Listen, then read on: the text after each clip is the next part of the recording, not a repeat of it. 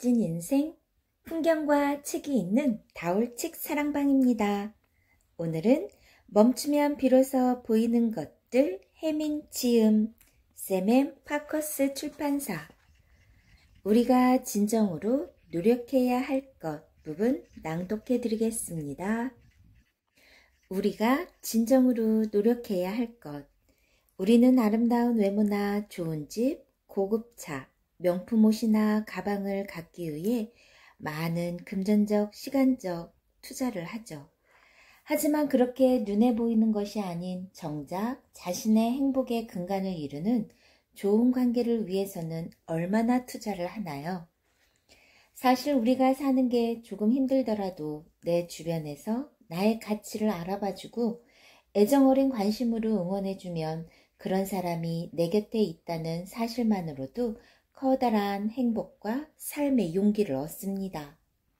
그와 반대로 아무리 물질적으로 좋은 환경과 조건을 가지고 있어도 인간관계에 어긋나기 시작하면 아주 고통스러워하고 우울증에도 걸리며 때론 너무나 힘든 나머지 자살까지도 생각하게 됩니다. 만약 당신이 아름다운 외모나 좋은 집과 고급차, 명품 가방을 얻기 위해 노력하고 있다면 이에 못지않게 좋은 인간관계를 맺기 위해서도 역시 많은 노력을 해야 하지 않을까요? 왜냐하면 아무런 노력 없이 좋은 인간관계가 저절로 형성되는 것은 아니니까요. 그렇다면 어떻게 하면 좋은 관계 속에서 살아갈 수 있을까요? 어떻게 하면 사람들과 행복한 관계를 오랫동안 맺어갈 수 있을까요? 제가 20대 때 정말로 친한 도반 스님과 같이 계를 받고 보름 정도 배낭여행을 다닌 적이 있습니다. 정말 사이가 좋은 관계인지라 별 걱정 없이 여행을 시작했는데 일주일 정도 지나고 나니 그렇게 좋은 스님인데도 같이 다니는 것이 힘들어졌습니다. 그래서 하루는 서로 따로 여행을 다니다 저녁에 다시 만나자고 했습니다. 제 마음을 눈치챈 도반 스님 역시 흔쾌히 그러자 했습니다. 그렇게 따로 여행을 하니 심리적으로도 편안해지고 낮에 혼자 다니면서 둘이 다니는 것에 장점들도 다시 상기하게 되고 오늘 하루 자신에게 있었던 일들을 저녁 먹으며 이야기하니 외롭지 않아 좋았습니다. 이후 깨달았습니다. 관계의 기본 마음가짐은 첫째로 사람 한 명 한 명을 날로 다루듯 해야 한다는 것입니다. 난로에 너무 가까이 가면 따뜻하다 못해 뜨거워 잘못하면 큰 화상을 입게 됩니다. 반대로 또 너무 멀리하면 난로의 존재가 있는지 없는지도 모르게 될 뿐더러 아주 쌀쌀하고 춥게 됩니다. 즉 아무리 마음이 잘 맞는 사람이라 할지라도 너무 오랫동안 바짝 옆에 붙어 있으면 꼭 탈이 납니다. 처음에는 참 좋았는데 밀착되는 관계가 오래될수록 점점 좋은 줄도 모르게 될 뿐 아니라 지겨운 느낌과 구속받는 느낌이 생깁니다. 이럴 경우 서로 간에 심리적 공간을 주는 시간이 꼭 필요합니다. 이는 절친한 친구나 사랑하는 연인, 세상에서 가장 소중한 가족 사이에도 해당됩니다. 둘째로 사람들과의 관계 속에서 지금 힘든 순간을 겪고 있다고 생각되면 이 말을 기억하십시오. 고개를 숙이면 부딪히는 법이 없다. 이 말은 조선 초 맹사성에게 한 고승이 가르쳐준 가르침입니다. 19의 장원급제에 20살의 군수에 오른 뛰어난 학식의 맹사성은 젊은 나이에 높은 자리에 올라가 자만심으로 가득했습니다. 그러던 어느 날 맹사성은 그 고을에서 유명하다는 선사를 찾아가 물었습니다. 스님이 생각하기에 이 고을을 다스리는 사람으로서 내가 최고로 삼아야 할 좌우명이 뭐라고 생각하오? 그러자 스님이 대답했습니다. 그건 어렵지 않습니다. 나쁜 일을 하지 않고 착한 일을 많이 베푸시면 됩니다. 그런 건 삼척동자도 다 아는 이치인데 먼 길로 내게 해줄 말이 고작 그것뿐이오. 맹사성은 거만하게 말하며 자리에서 일어나려 했습니다. 그러자 스님은 차나 한 잔 하고 가라며 붙잡았습니다. 그런데 스님은 맹사성의 찻잔에 찬물이 넘치는데도 계속 차를 따르는 것이었습니다. 이게 무슨 짓이냐고 소리치는 맹사성에 스님은 말했습니다. 찬물이 넘쳐 방바닥을 젖시는 것은 알고 지식이 넘쳐 인품을 망치는 것은 어찌 모르십니까? 부끄러웠던 맹사성은 황급히 일어나 방문을 열고 나가려다 문틀에 머리를 세게 부딪히고 말았습니다. 그러자 스님이 빙그레 웃으며 말했습니다. 고개를 숙이면 부딪히는 법이 없습니다. 살면서 나는 어렵게 하는 사람과의 관계에서는 사실 많은 경우 내가 나를 낮추면 어렵지 않게 일이 해결됩니다. 그런데 우리는 그 알량한 자존심 때문에 절대로 지려하지 않고 고개를 꼿꼿이 세우며 자존심 대결을 벌입니다. 나를 좀 낮추면 금방 해결되는 일에도 그렇게 다투기 때문에 긴 시간 동안 마음고생, 몸고생, 시간 낭비를 하게 되는 것입니다. 또 시시비비를 가리는 동안 여러 사람을 싸움 속으로 끌어들이게 되면서 많은 사람들의 마음 또한 어지럽게 하고 다치게 만듭니다. 일례로 저 같은 경우 누군가 저에게 다가와 누구 종교가 과연 옳은지 나와 논쟁을 한번 해봅시다 라고 하면 저는 그분의 말씀을 경청한 후 예, 제가 잘 몰랐던 부분을 가르쳐 주셔서 감사합니다 라고 말합니다. 이러면 논쟁은 길어지지 않습니다. 그 자리에서 어디 한번 따져보자. 마음으로 논쟁에 가담한다면 설사 이긴다 하더라도 결국 내 마음이 힘들어지고 상대방도 자존심이 다쳐 제 종교에 대한 이해보다는 미움만 더 커질 것입니다. 마지막으로 좋은 관계를 잘 만들어가기 위해서는 내가 다른 사람으로부터 어떤 도움이나 선물, 칭찬 등을 받았다면 그 고마움을 잊지 않고 어떤 식으로든 은혜를 꼭 갚아야 한다는 것입니다. 우리 삶은 어떻게 보면 끊임없는 주고받음의 연속입니다.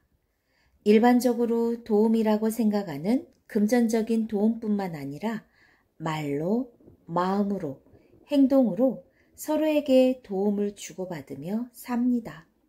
그런데 누군가에게 무엇을 주었는데 그것에 대한 고맙다는 회답조차 받지 못한다면 상대에게 왠지 무시당했다는 느낌을 받게 되고 그래서 관계가 더 이상 깊어지지 않는 경우를 종종 보게 됩니다.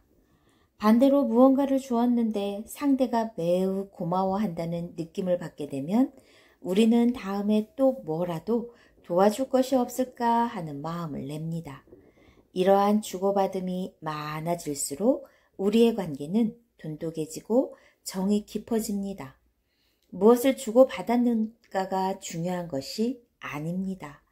서로 간에 오고 간 것이 있었다는 사실 자체만으로도 관계는 아주 특별해지고 따뜻해집니다. 우리 개인은 자라온 환경도 다르고 경험도 다르고 정서와 생각도 다 다릅니다. 그런 사람들이 관계를 맺고 살아가야 하는 건 생각보다 쉽지 않은 일입니다. 그러니 눈에 보이는 외적 조건에 투자를 하고 가꾸어 가듯 인간관계라는 행복의 필수 조건을 가꾸는 노력을 해야 합니다. 보왕산매경에도 남이 내 뜻에 따라 순종해 주길 기대하지 말라고 했습니다. 내 뜻대로 되면 스스로 교만해지기 쉬우니 나를 힘들게 하는 사람들이 모두 나를 가르치는 스승들이라 여기며 지혜롭게 살아야 합니다. 오늘 하루 당신을 힘들게 한 사람도 당신의 스승이고 당신을 기쁘게 한 사람도 당신의 스승입니다. 외로우세요? 그 이유가 주변 사람들에게 내 마음의 문을 닫고 있어서 그런 건 아닌가요? 나는 그들보다 훨씬 뛰어나다. 나는 그들과는 차원이 다르다. 나는 그들을 이해할 수 없다. 이런 관념으로 꽉 차 있지는 않은가요? 그렇다면 어찌 외롭지 않겠어요? 마음의 문을 열고 다가가 보세요. 우리 그렇게 서로 다르지 않아요. 가끔씩 당신이 지친 모습을 보여줄 때 내가 부족하나마 위로의 말을 전해줄 수 있다는 사실이 생각지도 못한 행복을 가져다 줘요. 당신을 더 깊은 곳에서 만나고 있다는 느낌이 왠지 들어서 말이에요. 항상 옳은 이야기만 하는 사람들이 있습니다. 하지만 들어도 별 감흥이 없습니다. 그건 아마도 그 옳은 이야기 속에 자신을 숨기고 있기 때문은 아닐까요? 다른 사람들과의 진정한 교감을 위해서는 자신의 깊고 연약한 부분까지 다 보여줄 수 있어야 합니다. 망가지는 것도 용기가 있어야 해요. 내 스스로가 남들에 비해 대단하다고 느끼면 절대로 망가지지 못해요. 자기 자신을 내려놓고 소탈하게 가끔은 망가질 수 있어야 나와 사람들 사이의 벽이 와르르 무너지며 가까워집니다. 김밥은 매끈하게 썰어진 몸뚱이 것보다 맨 끝 짜투리가 푸짐하니 맛있습니다. 사람도 너무 완벽하고 매끈하면 인간미가 덜하고 좀 어딘가 허술한 구석도 있고 솔직한 사람이 더 인간적이고 매력 있어요. 왜 그와 대화하면 재미가 없는 줄 아세요? 지켜야 할 예의 안에 갇혀서 솔직한 마음속 이야기를 할 수 없어서 그래요. 솔직한 이야기를 하면 어떤 경우든 대화는 재미있어져요. 누군가 나를 욕하면 나를 낮추십시오. 30초만 자존심을 버리고 나를 낮춰 아이고 죄송합니다 하면 그 다음은 없습니다. 그런데 나한테 왜 그러냐고 따지면 꼬리에 꼬리를 물고 싸우면서 마음고생하게 됩니다. 남에게 상처 주는 말을 잘하는 사람을 가만히 살펴보면 본인이 불행해서 그런 경우가 많습니다. 자라온 성장 배경이나 지금 처한 상황이 불행하니 나오는 말도 아프고 가시돋쳐 있는 것입니다. 그런 사람을 만나면 마음에 담아두지 말고 니 참 불쌍타 생각하고 넘어가십시오. 타인을 향한 비난은 많은 경우 비난하고 있는 사람 자신의 컴플렉스와 연결되어 있는 경우가 많습니다. 또 비난하는 사람의 불행한 심리 상태가 그대로 드러나 있습니다. 그래서 가끔은 비난하는 사람이 오히려 애처롭게 보일 때도 있습니다. 똑같은 이야기도 이렇게 해보십시오. 너 어떻게 그렇게 서운한 소리를 하니?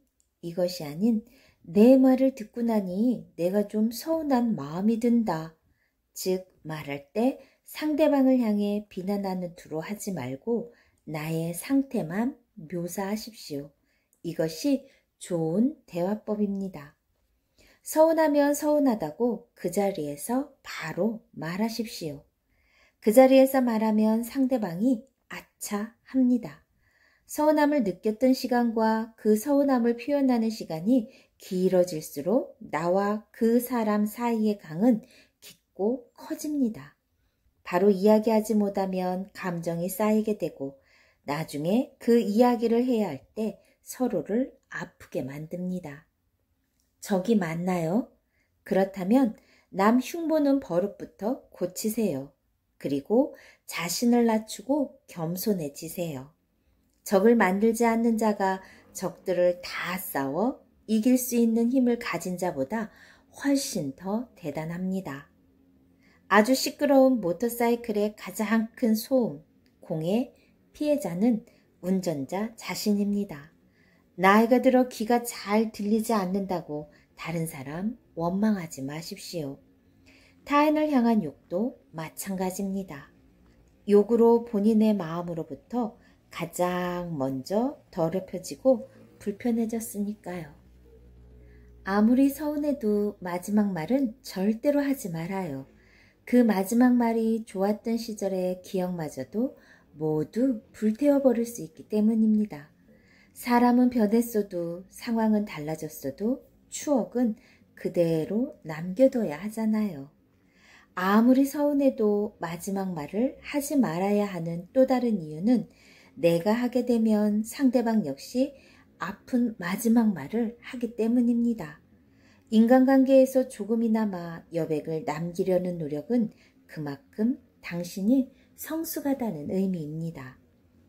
당신이 싫다고 떠난 사람에게 가장 멋있게 복수해주는 길은 당신 스스로를 위해 그 사람을 잊고 새로운 사람을 만나서 당신 스스로가 행복해지는 것입니다. 복수한다고 그가 불행해지길 바라고 질투한다면 그와의 인연이 악연이 되면서 삶이 자꾸 꼬이게 됩니다. 누군가를 험담했는데 그 사실을 모르는 그 사람이 나에게 와서 아주 따뜻한 말을 건넵니다. 그때 너무나 미안해져요. 복수는 이렇게 멋있게 하는 거예요. 사랑으로. 좋은 음악도 계속 들으면 질려요. 하지만 잊을만 했을 때 또다시 들으면 참 아름답습니다. 이것은 음악 자체의 문제가 아니고 나와 음악과의 관계의 문제입니다. 이처럼 사람 자체가 나쁜 것이 아니고 그 사람과 나와의 관계의 문제입니다.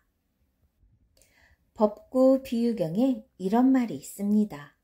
향을 쌌던 종이에서는 향내가 나고 생선을 묶었던 새끼줄에서는 비린내가 나는 것처럼 본래는 깨끗하지만 차츰 물들어 친해지면서 본인이 그것을 깨닫지 못한다. 가장 진한 물듦은 가랑비에 옷 젖듯이 천천히 스며들며 닮아가는 것입니다. 당신은 누구를 닮고 싶고 어떤 사람이 당신 주변에 있나요? 다른 사람을 도와주고 그것을 언젠가는 돌려받아야겠다는 마음이 남아 있으면 도와준 것이 아닙니다. 잠시 맡겨놓은 것입니다. 준다는 것은 받을 것을 생각하지 않는 것이고 준 것을 내 마음대로 조정하지 못할 때 진정으로 준 것입니다. 어떤 사람과 이야기를 나누다 다른 사람 흠에 대한 이야기가 시작되면 같이 동조하면서 말려 들어가지 말고 같이 맞장구 치며 그의 약점을 들춰내지 말고 다른 주제로 옮겨주세요. 너무 많은 말을 하다 보면 나도 모르게 좋은 말보다는 나쁜 말을 하기 쉽나니 말이 많아지면 언제나 스스로를 단속하세요. 말도 물건과 같아요. 일단 말을 부탁을 받았으면 할 수 있다, 할 수 없다를 즉시 판단하고 할 수 없을 때는 그 즉시 물건을 처리하듯 그 말을 거절해야 탈이 없습니다. 일단 물건을 받아 놓으면 그 책임은 나에게 돌아오기 때문입니다. 사람을 잘 쓸 줄 아는 사람은 일단 자신의 것을 많이 베풀어요. 반대로 덕없이 원칙만 따져가며 남을 부리려 하면 결국 다 도망가요. 사람들이 주위에 많이 머물러 있는 사람은 사실 그만한 이유가 있는 것입니다. 잊지 마세요. 원칙만 가지고는 절대로 안 됩니다. 다산 정약용 선생이 재물을 숨겨두는 방법에 대해 쓰셨어요. 그 방법이 무척 지혜롭습니다. 무릇 재물을 비밀스레 간직하는 것은 베풀 만한 것이 없다. 내 재물로 어려운 사람을 도우면 흔적 없이 사라질 재물이 받은 사람의 마음과 내 마음에 깊이 새겨져 변치 않는 보석이 된다. 숨은 내 몸 안으로 들어와 내 몸의 일부가 됩니다. 내가 내쉰 숨은 다시 타인에게 들어가 그의 일부가 됩니다. 이처럼 숨 하나만 보더라도 우리는 서로 다 같이 연결되어 있습니다. 원하든 원하지 않든 간에 우리는 서로 연결되어 있다. 그래서 나 혼자만 따로 행복해지는 것은 생각할 수도 없다. 달라이 라마가 이야기했네요. 한 알의 사과 안에는 온 우주가 담겨 있습니다. 땅의 영양분, 햇볕, 산소, 질소, 비, 농부의 땀이 들어 있습니다. 온 우주가 서로 의지하며 살아가고 있습니다. 내 안에는 그럼 무엇이 들어가 있을까요? 감사의 삶이 되시길 바랍니다. 다음 시간에는 제3강 미래의 장, 삶은 다른 사람들과의 경쟁이 아닌 나 자신과 벌이는 장기 레이스입니다. 편 들려드릴게요. 좋아요, 구독도 눌러주세요.